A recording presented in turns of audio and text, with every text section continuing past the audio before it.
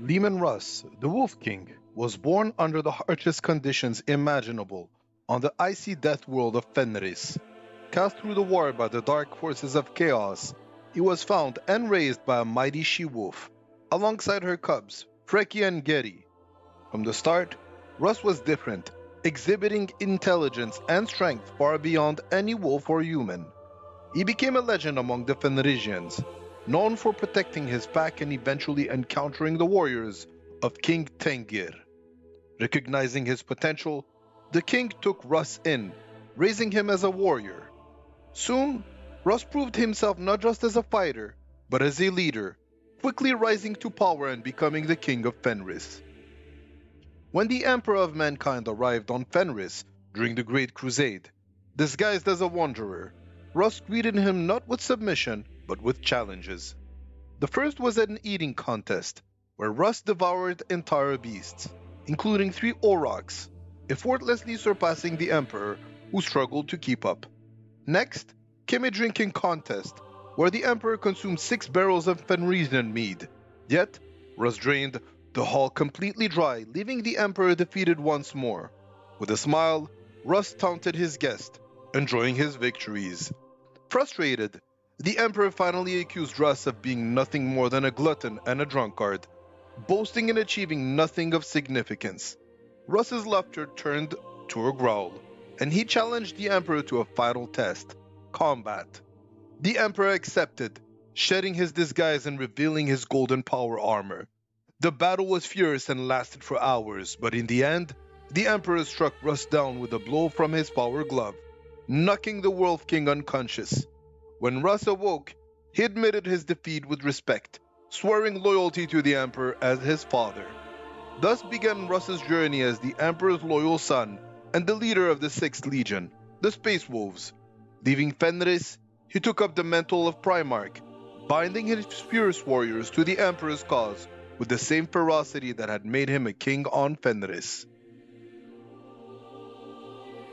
Once reunited with the Space Wolves, Leman Russ took command of his legion, molding them into an unstoppable force of raw fury and martial skill.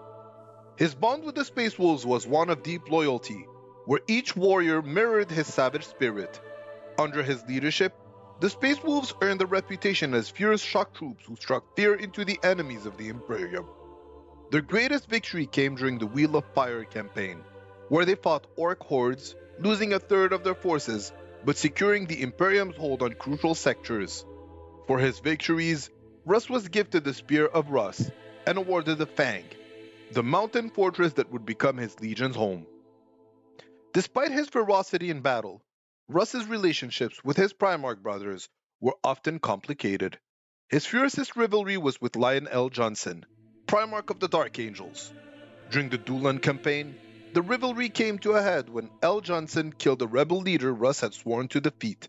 Enraged, the two engaged in a week-long brawl, ending only when L. Johnson struck Russ unconscious while he was laughing at the absurdity of their feud. This rivalry would leave a lasting bitterness between their legions, though in the years to come, their relationship would evolve. Russ also clashed with Angron of the World Eaters, when Angron refused the Emperor's order to seize the butcher's nail surgeries on his warriors. Russ was sent to confront him. A bloody skirmish erupted between the legions, and although Russ held back in their duel, Angron did not, defeating him. Yet Russ had outmaneuvered Angron, surrounding the World Eaters, forcing Angron to admit his own folly, though the conflict ended without true resolution. Despite these tensions, Russ was respected by many, including Robute Gilliman and Rogel Dorn, for his unwavering loyalty to the Emperor. His role as the Emperor's executioner left him often isolated from his brothers, tasked with the most brutal assignments. This responsibility, while it made him feared, also deepened his bond with the Emperor, as Russ carried out the harshest commands with grim determination. When the Horus Heresy broke out, Russ found himself at the center of one of its most tragic moments, the burning of Prospero. Sent by the Emperor to bring Magnus the Red to justice for defying the Edict of Nicaea, Russ was manipulated by Horus into believing that Magnus and his legion needed to be utterly destroyed. With no hope for peace, Russ unleashed the full fury of the Space Wolves on Prospero. The Thousand Sons, masters of sorcery, fought back, but they could not withstand the relentless assault. In the climactic battle between the two Primarchs, Russ overpowered Magnus, breaking his brother's back. Yet, Magnus escaped into the warp before Russ could strike the killing blow.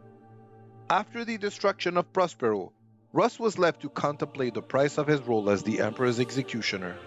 As his legion licked their wounds, and they were ambushed by the Alpha Legion at the Alaxes Nebula. Outnumbered and outmaneuvered, the Space Wolves were nearly annihilated. The Wolf King was forced to retreat, and his fleet would have been destroyed if not for the timely arrival of the Dark Angels, led by Lionel Johnson.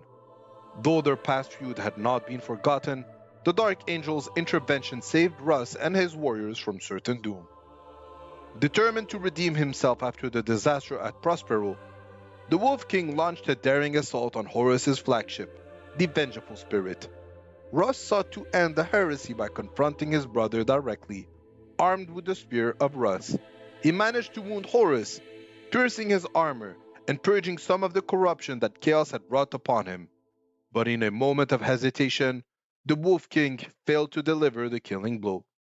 Horus, enraged, grievously wounded Russ in return, and the Space Wolves were forced to retreat under heavy fire.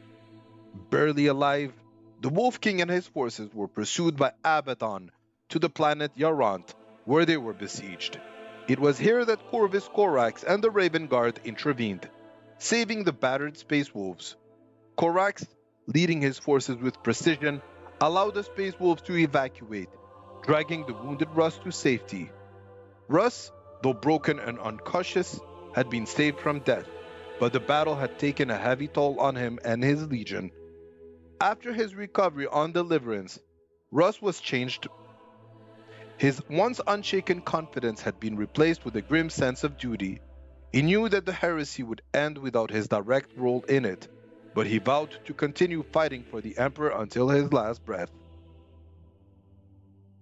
In the aftermath of the Horus Heresy, Leman Russ returned to Terra, only to find the Emperor mortally wounded and confined to the Golden Throne. Russ, devastated by the loss of his father, questioned the wisdom of the Emperor's decisions and the heavy burden he had carried as the executioner.